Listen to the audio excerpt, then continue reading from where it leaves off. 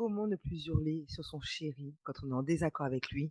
Voici mes 3 étapes. C'est parti. Coucou, ici Lucie, Lucie Leclerc, ta love coach préférée, et on se retrouve 3 fois par semaine pour un partage d'apprentissage, de tips, de conseils concernant le love, la relation de couple, la relation amoureuse. Et aujourd'hui, j'ai envie de te partager 3 étapes. Viens jusqu'au bout parce que tu verras la troisième, t'es pas prête. 3 étapes pour ne plus hurler sur son chéri quand on est en désaccord avec lui, quand on démarre une discussion et qu'on sent que ça va monter là en fait. Et je t'en parle parce que tout ce qui est colère, dragonesse, ça me connaît. Première étape qui va t'aider justement à ne plus hurler, à ne plus déverser ton feu, ta frustration sur ton chéri, ta colère en fait, ça va être de t'extraire, hein, de t'extraire de la discussion qui amène, qui déclenche cette colère, qui déclenche cette envie de d'hurler sur lui. OK? Et peut-être que tu es avec un partenaire qui va te dire: «Non, non, mais moi je veux que ça se termine tout de suite la discussion». Tu vois? Dans un couple, on a le choix. Comme dans tout en fait, comme dans toute situation, on a le choix. Là, si tu considères que non, c'est pas OK pour toi, ça va t'amener vers un terrain glissant, ça va t'amener à dire des phrases que tu vas regretter, que tu vas perdre des points, que tu vas fragiliser ta relation, mmh, extrais-toi, va dans ta chambre et puis tu lui dis, hein: «Écoute, là, en fait, c'est pas OK pour moi de continuer la discussion. Je préfère m'arrêter. Laisse-moi l'espace de mon espace de tranquillité.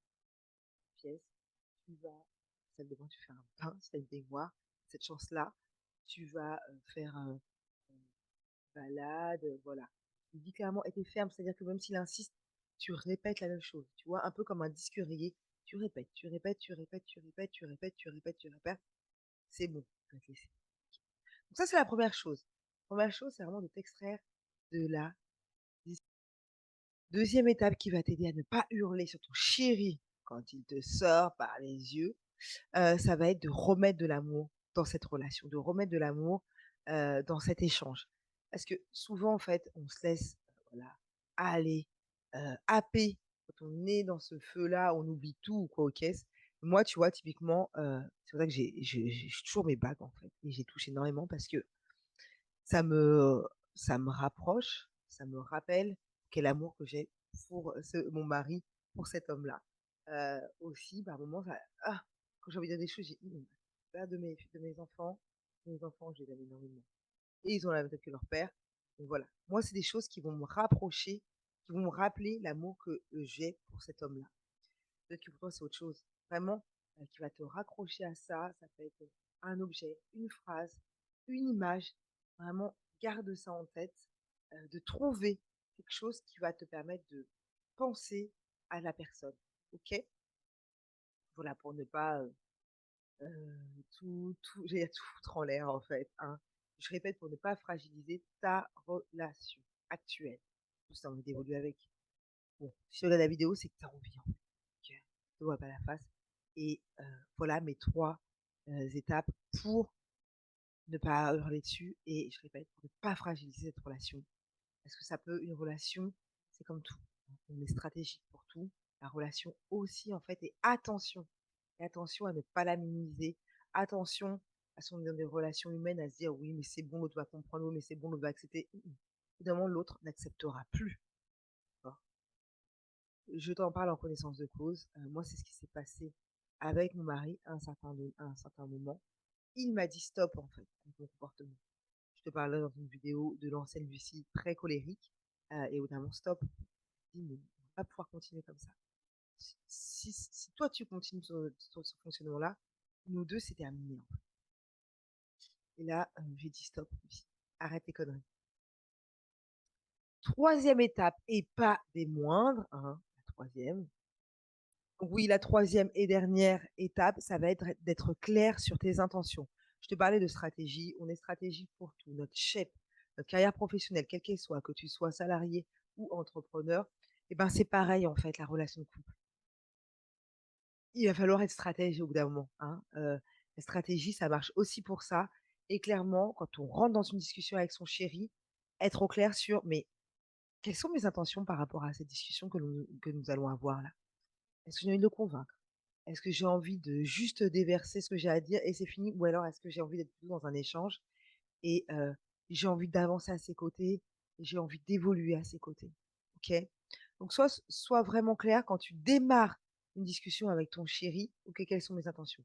Est-ce que réellement la crier, ça va aider la relation? Est-ce que ça va aider le conflit dans lequel on est? OK, ça va me faire du bien, mais est-ce que du coup, je peux pas aller juste hurler dans la forêt, hurler à ma fenêtre?» Voilà, c'est des questions vraiment à se poser, d'accord? Sois clair dans tes intentions quand tu prends la parole avec ton chéri.